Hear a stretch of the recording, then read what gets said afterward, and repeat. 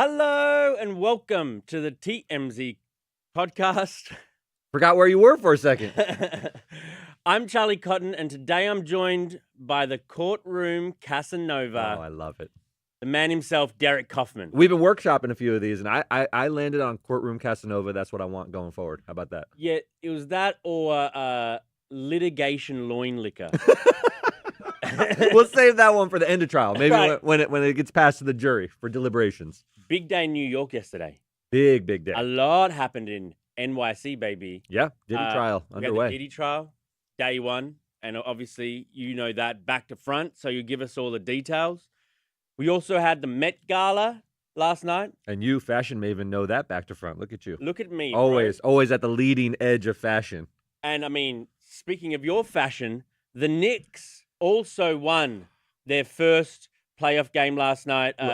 Look, we're a news podcast. I don't like to bring the personal here, but I'm pumped. You're pumped. I'm a big Knicks fan. They beat the Celtics Bing in Boston. bong. Bing bong. Bing bong. Gonna Bing be a bong, series now. Gonna be a series. So New York was the place to be yesterday. To begin with, let's remind you that we're live on YouTube, actually. So if you want to leave your comments or questions or feedback or anything, we'll get to it at the end of the show. To begin with, Diddy Combs, day one. Give us your highlights, your lowlights, and everything in between. The trial is underway. The beginning of any trial is jury selection, right? Everyone thinks you start with opening statements. You're going to have lawyers out there. Not the case. Got to get a jury in place first. So they're picking the jury. They brought in nearly 600 people to whittle it down to 18. That's 12 on the jury and 6 alternates. You have to have the alternates in case things go awry. This trial is set to take place over 8 weeks. Things could happen. A juror has to go home. Family emergency. You bring in an alternate who also follows the case. Now, Diddy was there. He's no longer wearing any prison duds or anything like that. He's got a nice sweater on. He let the gray hair come in. He said he was nervous. This is all an effort to make him look like a harmless old man. This is a guy who couldn't Covered up commit some crimes. tats. I heard he Covered up a few tats. You know, no glasses. Not the Diddy that you're used to. This is the kinder, gentler Diddy.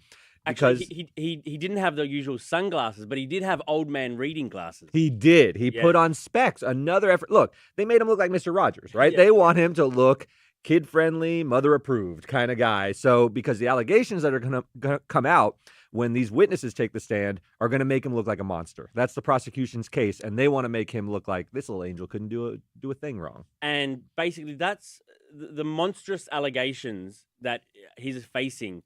That's part of the jury selection in that the judge was asking the potential jurors, can you take it? Yeah, you're trying to see whether you have any sensitivities. This is 600 people that nobody's ever met. Prosecution, defense, judge, they don't know these people. You're trying to get a quick assessment of, is this person going to be impartial in this case? Now, obviously, the prosecutors want someone who is sensitive to sex crimes, that is maybe going to be sympathetic to these witnesses. The defense is looking for people who are a little bit more freewheeling, willing to accept that a celebrity leads a different life than other people, open sexually, but not necessarily criminal. So they're looking for different types, and they want someone who can actually deliver a verdict in their favor.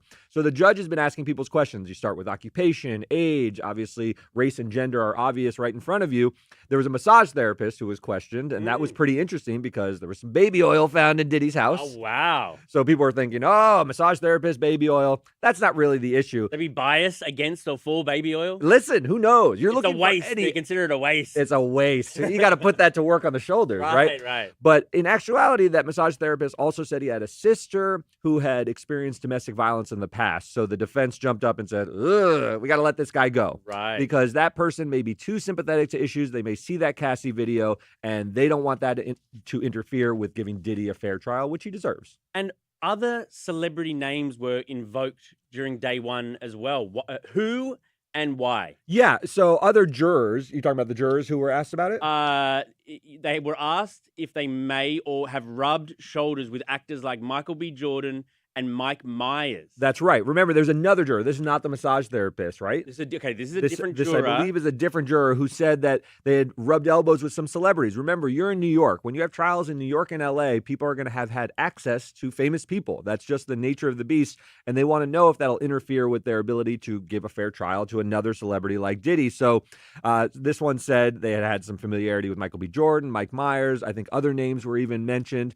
And this is all probing to see whether this is a suitable person to sit. The prosecution and the defense team can eliminate people for cause if they think they're not able to be unbiased, or they can just say, this looks bad. I want to get rid of them. That's called a peremptory challenge. You have fewer of those, but you can basically build the jury you want to build. And it's going to be a series of compromises between the prosecution and defense to get those 12 people that you're sitting on the jury. And I've seen that TV show, Jury Duty. Mm-hmm. Often when these big trials happen, the jury are sequestered. Yes. Often, I wouldn't say often. It's exceedingly rare. When you watch television, it makes it seem like jury sequestration is something that happens all the time. It happens very, very rarely because it's a huge imposition on someone's life. For 8 weeks, you're saying you can only stay in a hotel, can't see your family. Can't see your phone. Can't see your phone. You're going to have no access to any of the niceties of life. That's a hard thing to do. Very. They did it in the OJ trial, and they sat them in a hotel for 265 days. What? Which is a long time to be away from your family. That was like 9 months. A year? Nearly a year. Because that case was so high profile, you had the Bronco chase, OJ, lots of feelings about race. They said, we need to keep them away from the media during the case. In the Diddy case, they're not doing that. They don't have plans to do that. So people will go home. They'll have their phones. What will happen is a judge will admonish them at the end of every day. Don't look at the media. Don't watch the news.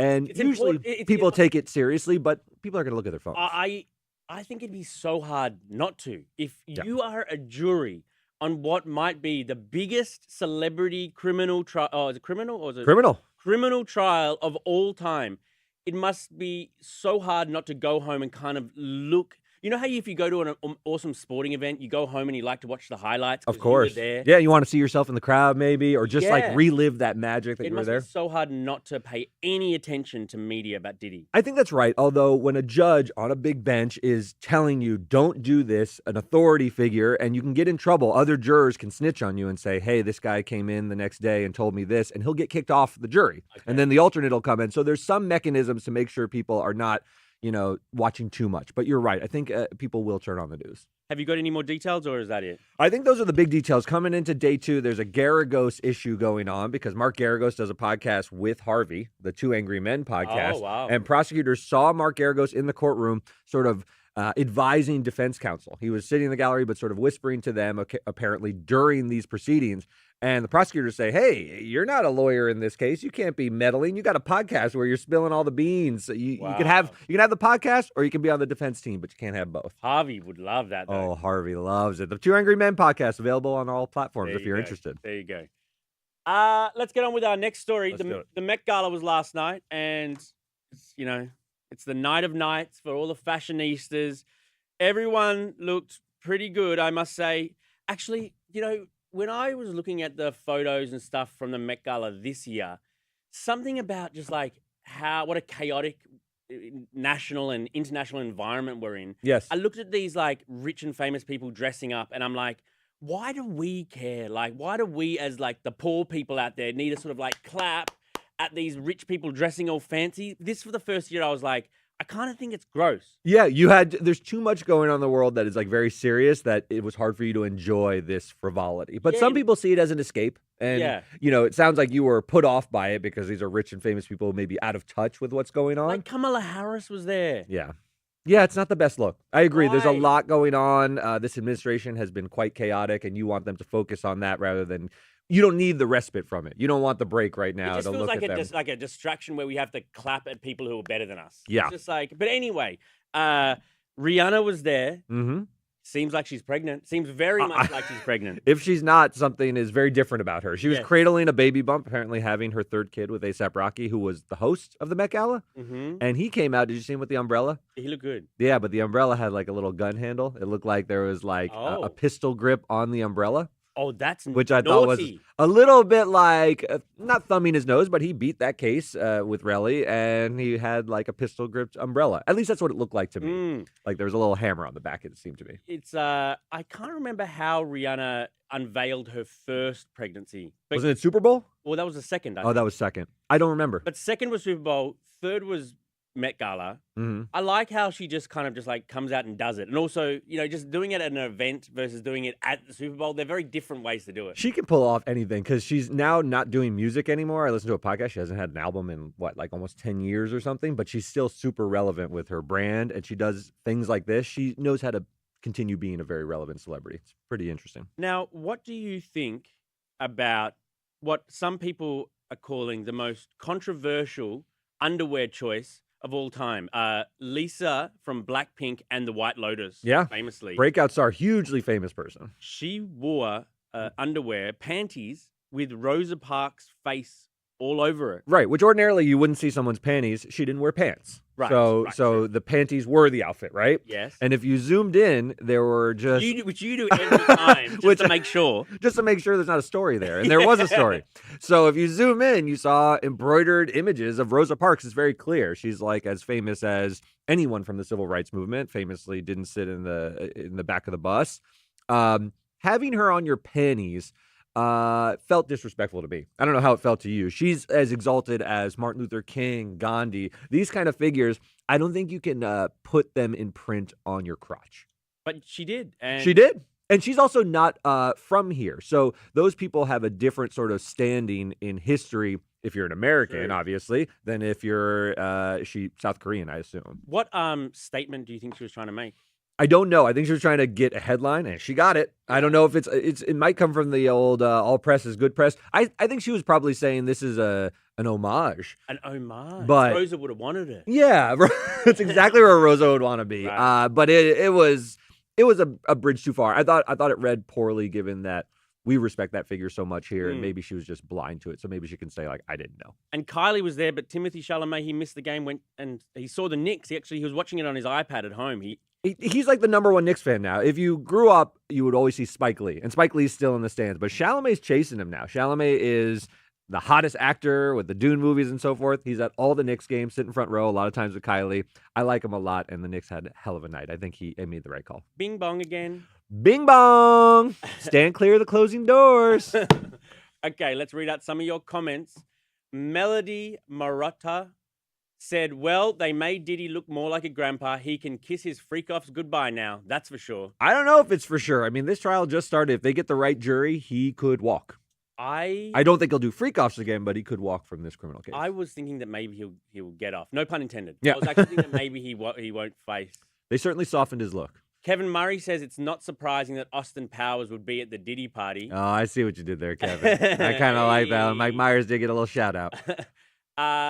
Sir Mel 11 said, are the employees dressing up for the Met Gala? I think that would be a cool office thing to do. If we here at TMZ all dressed up. Yeah. You have Martin Luther King underwear or anything? Like, All what right. are you planning on wearing? That's right. Yeah. Is that going to be your Halloween costume? I have a dream. Let's see how that goes. Yeah, good idea. Beast Mode God 1, as opposed to Beast Mode God, said there were some dresses that looked horrible. There were, but fewer than usual. Usually it's so far out there that some of them are just ugly for ugly's sake. I thought there was less of that this year. What did you think? Yeah, nothing offended me. As I say, I just, scrolling through, I kind of just like, why am I... You were put off by it. Why am I looking at these people like all dressed up? What do I get? You didn't like Kim Kardashian getting upset over someone stepping on her train. Like, how dare you? Right. You got a lot I mean, going if on. someone just steps on my shoe when I'm walking, I do get upset. So I kind of got that, but... Got it. You don't like a flat tire. No. Jackie can't stand Kim K, but she did like the way she looked on the red carpet. Except for the hat, which was a big part of the outfit. True. Sekiena Hicks. Kamala looked beautiful. She did look nice. I just don't know why she was there. Like, when I see her, there's some sadness I have, like of what could have been. Now she's at the Met Gala rather than sitting in the Oval Office. That's it. Not to reveal too much about my voting preferences. Digital Bandito Studios. Charlie Cotton's look today is very Met Gala. Go Charlie casual. Wow, just a blue sweater. We'll get the job done. Very nice. Justin Harris. I low-key think Rihanna is shooting for a girl. Oh, true. I think that's true, too. When you see a family that has the same sex, multiple babies, they're chasing. It looks like they're chasing. I had my girl first, and then I had a boy, and we done. That's it. You could just tap out, but sometimes you chase that gender that you don't have. Did you have the old snipperoo? Nope, I haven't snipped it up, dude. Live. You can't beat me in a sperm race. We already talked about this. Wow. And you're not worried At the empty lane. You're not worried that you might have a third coming in? Oh, you only get worried if you're having lots of sex. I'm good, bro. Okay. Cute. Debbie Bash says, Iowa says, good morning, Charlie and Derek. Morning. Hello, Iowa. Anything you want to say about Iowa? Uh-oh. Wait, what did someone say? I finally made it to alive, and it's freaking Derek. Oh, Man, freaking. What is that expression from that show? Like, freaking this Derek, guy. man. Freaking this guy. Someone is hanging out for a Charlie Neff episode, or maybe even a Devon special, but not a Derek Kaufman. Nah, let down. Lelania Chapman. Derek's voice makes this Canadian girl smile. Uh-oh. Someone likes that lush baritone. Maybe if I just a little ASMR, just nice deep tones. Just do legal terms with ASMR. Without that gross Aussie accent of yours. Oi. Nice is nice, man. And Eminem, big fan, number one fan of the show, some might say. Cotton, am I late on the news? Robert Irwin is in the States. You should get him for a Big Down Under interview. Book him, man. I've been trying. The biggest guy hard. down under. Robert Irwin doesn't reply to my messages or email. I'm going to keep trying. He's on Dancing with the Stars America, obviously. I need to get him on. Robert, you think you're bigger than Bindi? Give us a shout. Bindi talks to us. Well, I mean, I've got a very good DJ on the show today, coming out today. Oh, awesome. A guy who DJs for toddlers. Ooh, very cool. It sounds silly, but you should see these toddler raves. Big industry, man. Honestly, everyone's got the colors and everyone's going off like the you know, nursery rhymes. The kids with the neon. Good stuff. So good. Big Down Under out today. Well, thank you, Derek. Check back in. You're going to be covering the Diddy trial each and every day. Always fun, guys. Fantastic. Goodbye for now.